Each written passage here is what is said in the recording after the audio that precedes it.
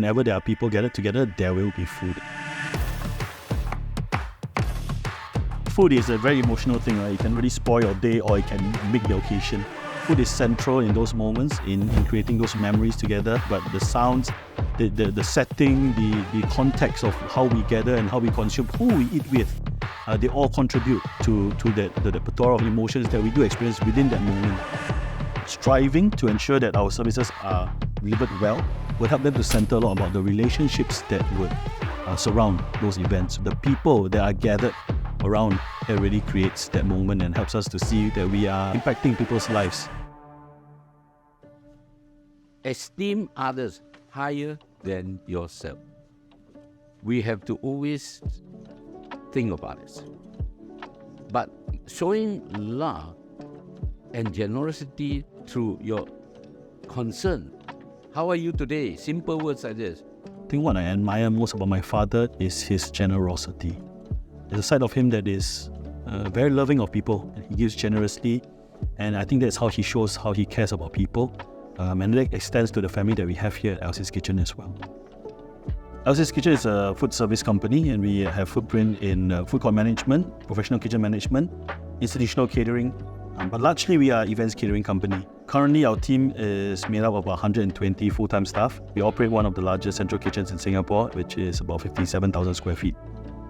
I mean, my grandfather's family business was in hardware, but he kind of came out to do his own thing, which was to service the Royal Air Force squadron canteens. I remember I started to put butter to the buns at the age of 8 every morning. Two of my sisters were assisting my father in running the outlets. And that's why it's called Elsie's Kitchen, because Auntie Elsie was the one who was mainly cooking in the kitchen. All my children started very young, just like me. Reuben also, when he was young, he already helping in the kitchen. My parents didn't know about this, but whenever I was at home on the weekends or during the school holidays, I would play around with food a lot.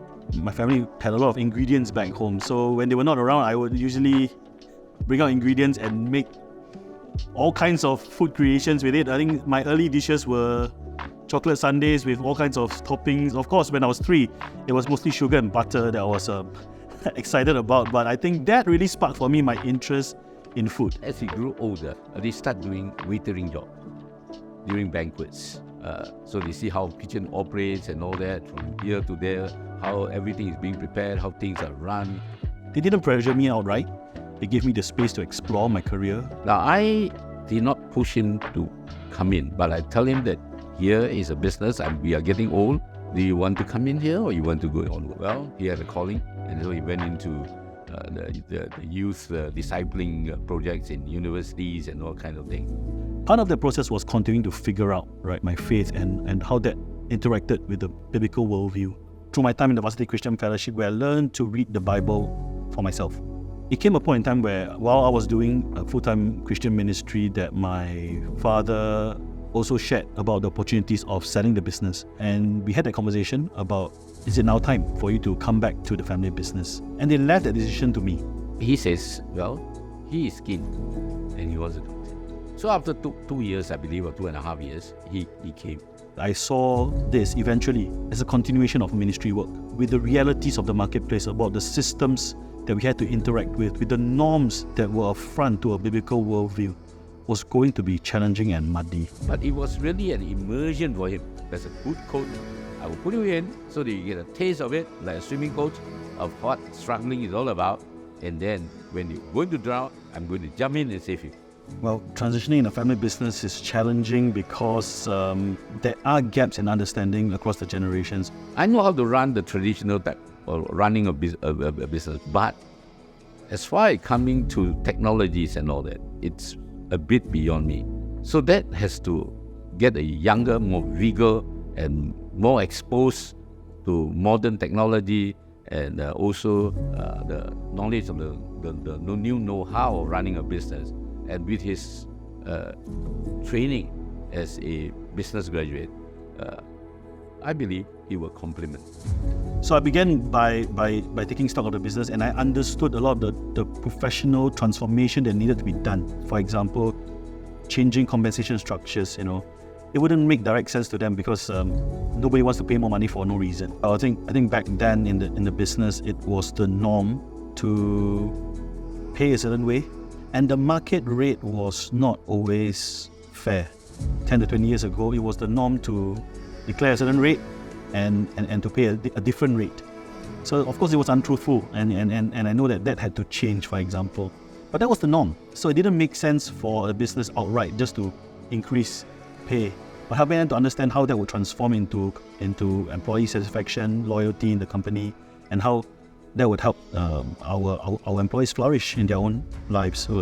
And I think over time, it was clear to the board that making that hard decision to do the right thing would yield and has yielded increased loyalty among staff and satisfaction as well among the employees.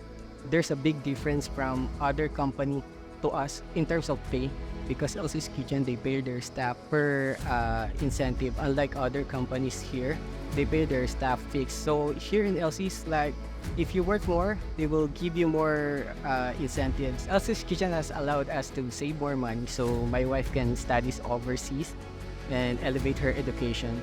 I didn't always have a very clear and comprehensive frame that would drive all of my decisions. I got familiar with the redemptive frame, being more involved in digital mission ventures, which uses a praxis model of redemptive enterprises and redemptive frame, which helped me make sense of a lot of why we do what we do.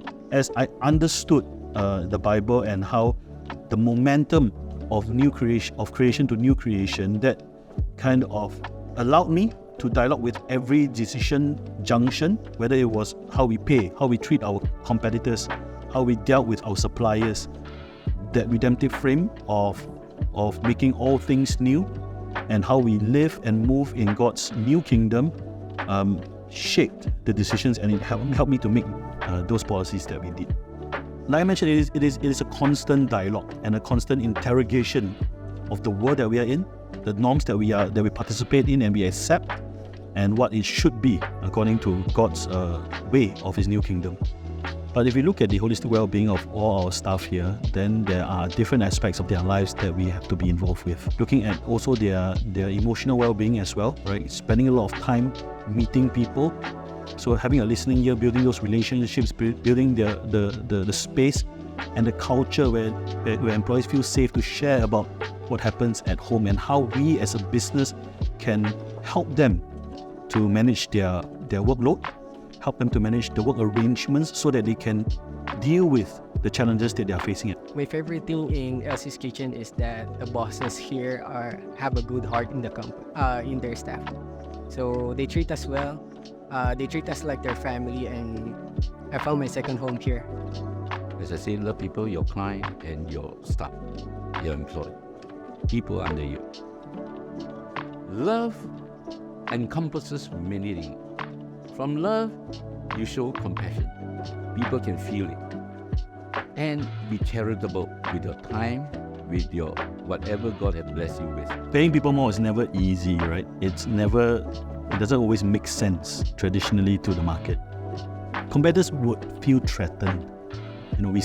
My father and I, we have served in the industry association in leadership positions, and we continue to serve the community. And that afforded us the space to talk to them as our friends and to assure them that we're not here to poach your stuff. We are here to treat our employees better. It doesn't make sense to you, but it's important for us, and we encourage them to also explore that. I think those are opportunities to have conversations about sharing about what is important to us, and it's about the flourishing of our staff.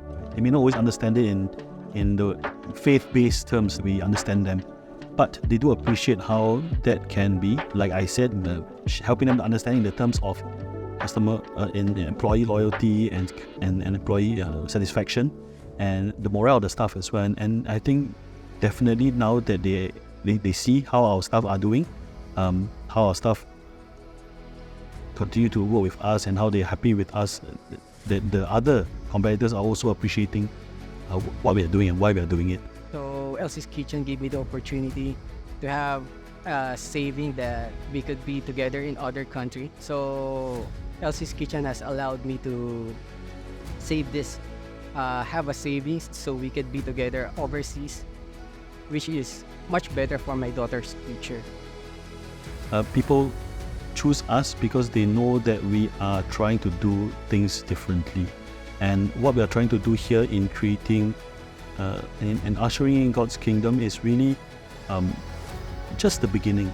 We hope that what we do here will create ripples of effects in the community spaces that we are in, both where we are physically in Jurong West, but also in the spaces that we do touch through our products and services. And so it's an aspiration of a small family business, but we hope that as we spoil the market with the many things that we do, more than just pay, it can have impact that is more far-reaching than all the way in the west of Singapore.